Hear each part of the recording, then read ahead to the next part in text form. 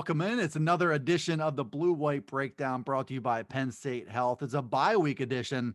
He's Daniel Gallen. I'm Dustin Hockensmith. We're just going to bring you up to speed on the items of the week, coming off a 23-20 loss to Iowa, where there are still some fires smoldering coming out of that weekend, which Kirk Ferentz referenced earlier this week on Tuesday. We are sitting here today. It's Wednesday. It's bye week. This is going to run on Friday. So we're going to start with the disclaimer that any James Franklin comments, specifically on the health of Sean Clifford, we will not be able to include in this week's show. But I think, Daniel, you can give people the answer to that question in advance, probably. Yeah, James Franklin said it after the game on Saturday, where we don't talk about injuries. So tonight, Wednesday night at practice, James is supposed to speak afterwards.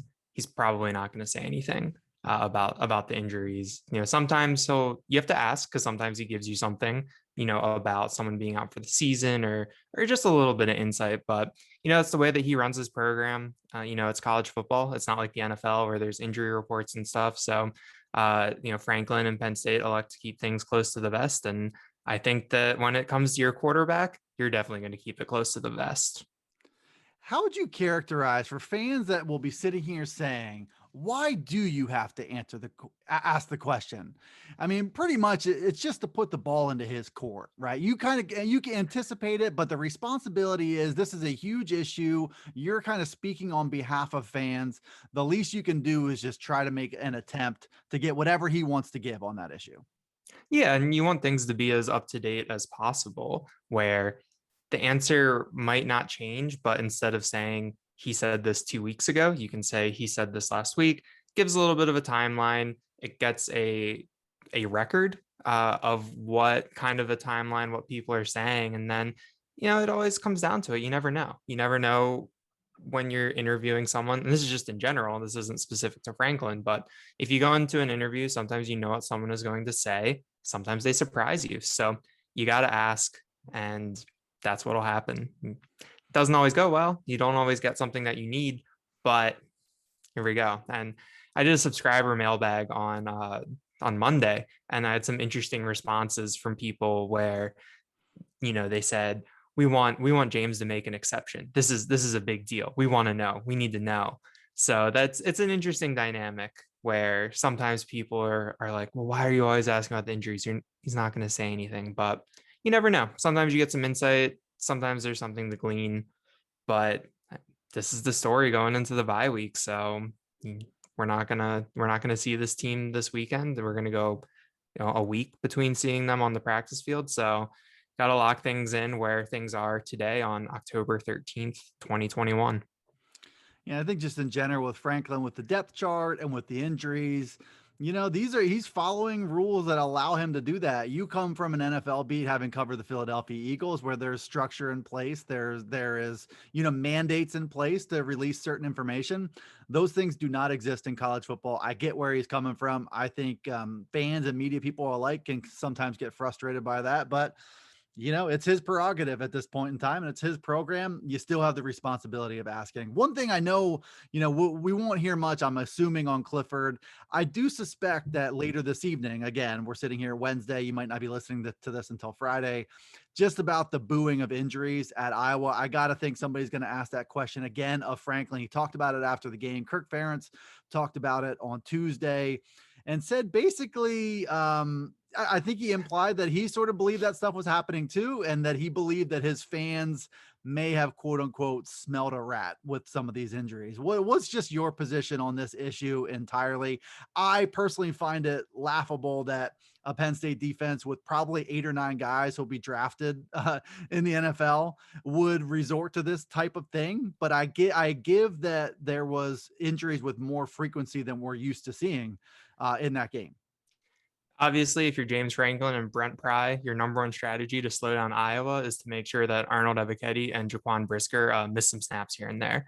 That's what you want to do going into a game like this. That's how you're going to come out on top. But I don't know. I mean, while we were there, I was kind of like, oh, this is a little weird that they're booing this. That Iowa offense did not look good. There wasn't really anything that I was kind of like, oh, they need to slow this down. You know, I don't really care about the fans. They can do what they want. Obviously, fan behavior should be better, but I don't get too worked up over it. Um, you know, that crowd was having a lot of fun. It was a great environment. It's not the best look. I mean, the more kind of embarrassing thing is when you looked at some of the video of the special teams coach from Iowa, and kind of what Ferentz said. I think that's kind of the worst look. Obviously, the fandom is inherently irrational, so there's going to be some ugly things like this that come up. I wish there wasn't, but I don't necessarily get too worked up over that. But I mean, it was something that I kind of thought that it wouldn't extend into this week. I kind of thought that Franklin would kind of get the last word on it on Saturday with just kind of what he said, where that he didn't appreciate it. He didn't really think it was appropriate. And then I was kind of surprised by Ferentz's comments. You know, I would assume that he would just say something. You can just say something along the lines of, our fans are passionate. Sometimes they react to things, and you can leave it at that. But I don't really necessarily agree with the implication there. I just read Ben Jones from statecollege.com just wrote a column about it, his opinion, and he pointed out that in the Wisconsin game, Jaquan Brisker went down 3 or 4 times, exited the game. Arnold Ebiketie went down. A lot of guys were in and out of that game too because it's so physical, and the Wisconsin fans didn't boo any of that. So I don't necessarily know what kind of the impetus for that was, but I mean, it was, people were juiced up for that game. People were excited, and it just kind of, it only has to happen once for kind of that to kick off. But I saw other people pointing this out, and I kept kind of forgetting it because when you're in the press box, sometimes you lose a little bit of the elements. But it was really warm on Saturday. When I got out there, I was overdressed for the weather. I had a sweater when it was just kind of short sleeve weather. We were down on the field pregame. It was really warm. They had the fans going on the sideline. They had a lot of water, a lot of hydration stations. So I think there's probably some cramping going on that at this point of the year, you're not really expecting to see. And then I think after the game, Arnold Ebiketie was asked about it, and he said, "Oh, I was actually hurt. I actually had to leave the game." So I don't know. I mean, it's one of those, I guess it's a bye week, so it's kind of a double-edged sword because this means that it won't, when we should be talking about the next game, instead we're talking about this, but at the same time, we don't have the next game to move on to. So maybe, hopefully it'll get put to bed tonight, but Bob Flounders pointed out that Iowa makes its next trip to Beaver Stadium in October 2023, if anyone wants to mark their calendars. I think people are. I mean, there's a element between the fan bases right now, and that's what's making this thing linger a little bit. And then Kirk Ferentz really could have made it go away, but I kind of believe that Iowa program wide and the fan base, you know, what I would characterize as a detachment from reality is also kind of a building thing of saying, you know, the nation hates us, or we're not getting enough respect, you know. And I think they're embracing that part of it.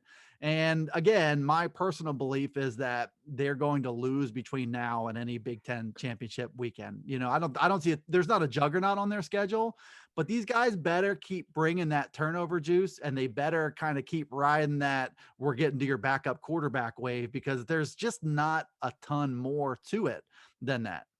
Yeah, I mean, Iowa, the margin for their win against Penn State was so slim. I mean, the fact that Sean Clifford had thrown 2 interceptions and Penn State is still winning by 2 touchdowns, and one of those interceptions was really, really bad. That first one, you know, it's very cliche and kind of trite to just be like, oh, well, Sean Clifford doesn't get hurt, Penn State wins, which obviously he got hurt. Penn State didn't win. So it's kind of moot.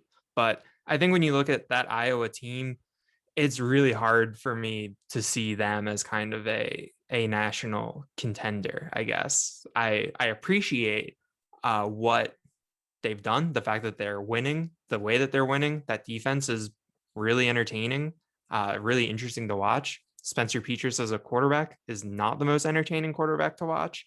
But I agree with you. I think that they're living on the edge so much. And you know how these Big Ten West games kind of get, where it's just kind of sloggy slugfests where kind of if that turnover luck isn't hitting, it can be hard to win a game. But I don't know. I mean, an Iowa Penn State rematch, an Iowa Ohio State game, even Iowa against Michigan or Michigan State, I don't necessarily see that going well for the Hawkeyes, even with that defense. And so it's just, I don't know. I mean, I I would rank them number 2 in the country if I was a voter, if I had an AP, in the AP poll. I'm fine with them being number 2. But I think when you look at kind of the grand scheme of things, is that water finds its level, and that will not have Iowa at number 2 when all is said and done. Yeah, I tend to agree with that. Now, looking at the quarterback dynamic with Sean Clifford and Taquan Roberson, one of the criticisms in that game was, maybe not quite the level of investment in the development of Taquan Roberson going back to, previous seasons, as well as maybe behind the scenes at practice.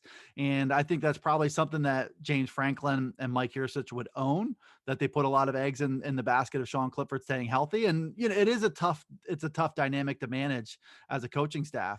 What is afforded to them now, without knowing any, having any clarity on Sean Clifford, is that there's time for Sean Clifford to get healthy. There's also time to rectify that mistake and really work on a Taquan Roberson offense. Probably both of those things will be going on over the next 2 weeks. And then it's Illinois coming out of the bye. So you do probably have some time if you need to rest Clifford additionally. Yeah, it's tough because I don't want to overlook Illinois, because it is a Big Ten team, obviously, any given Saturday, but Illinois has not been playing well recently. So I think Penn State, even without Clifford, will be, even if they don't have Clifford in that game, I think would still be a pretty big favorite. But someone, I got a mailbag question that was, what is the strategy moving forward at quarterback? And I think it's pretty simple. If Clifford is healthy, he plays. If Clifford isn't healthy, Roberson plays. That's pretty much what it boils down to.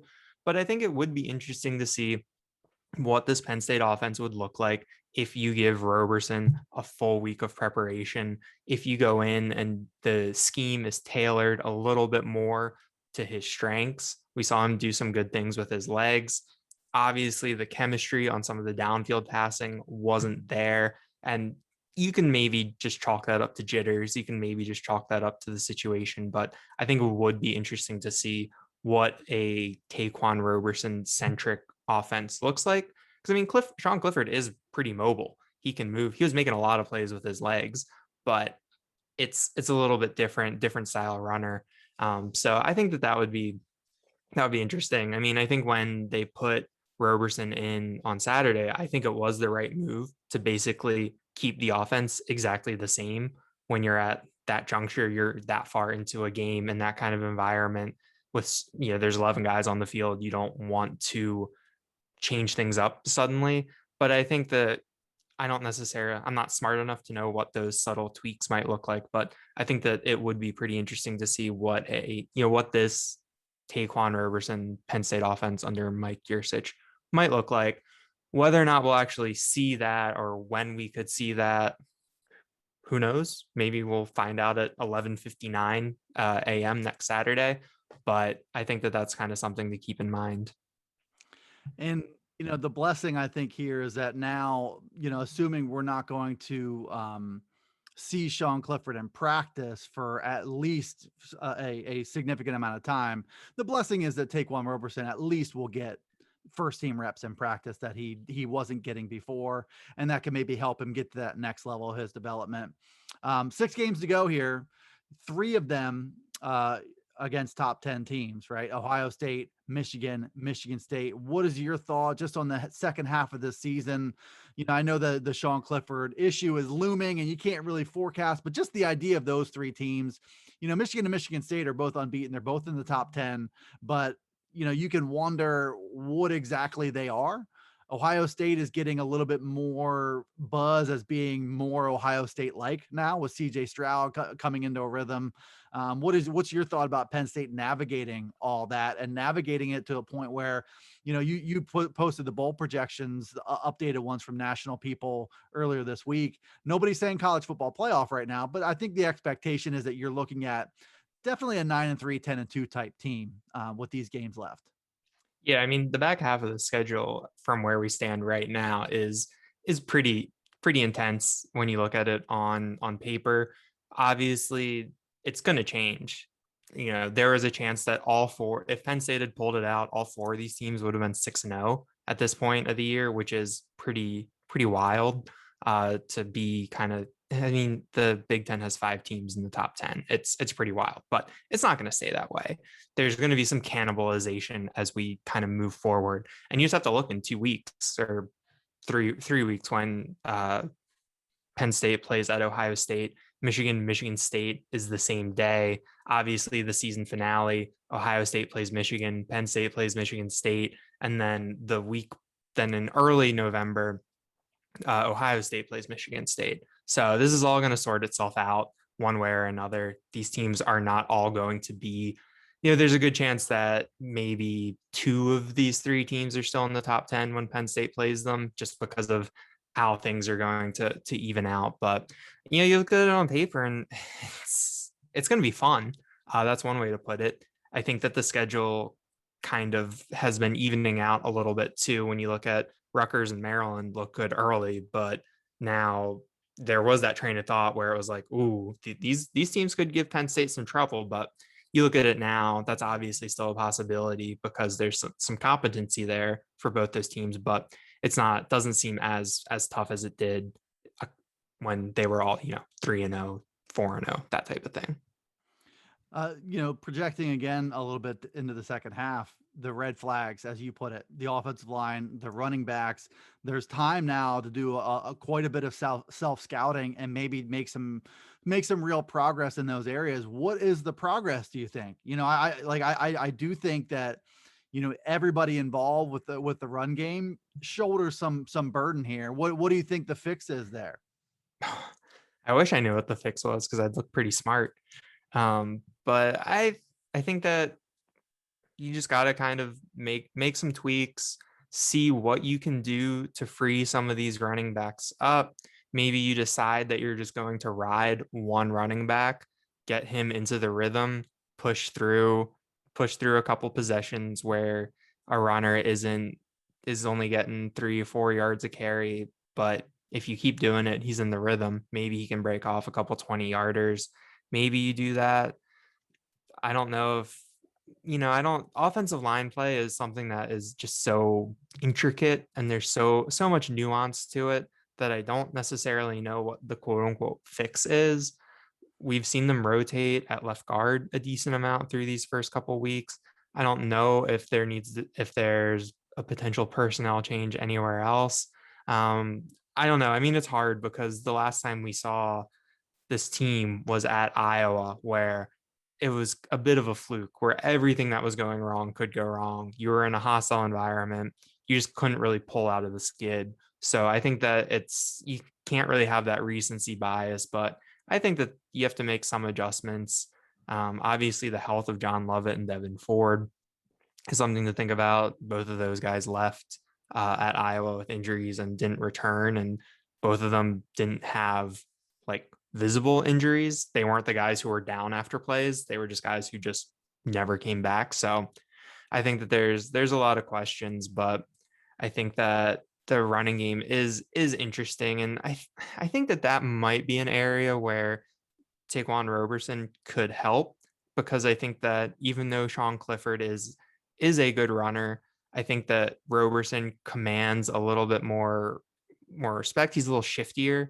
And I think that maybe that is something where when he's in the backfield next to, say, Noah Cain, suddenly 2 linebackers aren't watching Noah Cain. 1 linebacker is watching Noah Cain. 1 linebacker is watching Taquan Roberson. So I think maybe there's the chance that could open some things up, but I don't know. I mean, the running game kind of going in, it's been we were talking about surprises this year. running game has been one of the surprises in the negative connotation of that. Really wonderful segue because you wrote something about the non-negative surprises earlier this week, and there's been a bunch of them. You kept your list to 6 players, but I think you could easily have gone to about 15 with things that have been pleasant surprises, a lot of them on the defensive side of the ball. What has been, one or two of your biggest surprises so far, performances that you didn't quite see coming? Yeah, I mean, I guess we can start with Sean Clifford. I think that's the big one, where if you were kind of talking about a 5-1 Penn State team in October, and all the conversation is, oh no, the offense is in trouble if you lose Sean Clifford. If you said that to someone a year ago, I mean, they would be like, wait, what are we doing? What's happening? So I think it kind of starts with Clifford. Mike Yurcich has obviously put him in good places to succeed. Clifford has obviously taken advantage of his opportunities. And I think kind of what we talked about earlier, that you kind of saw the growth in the Iowa game before he went out, where he threw the 2 interceptions, but he bounced back nicely. The offense kept moving.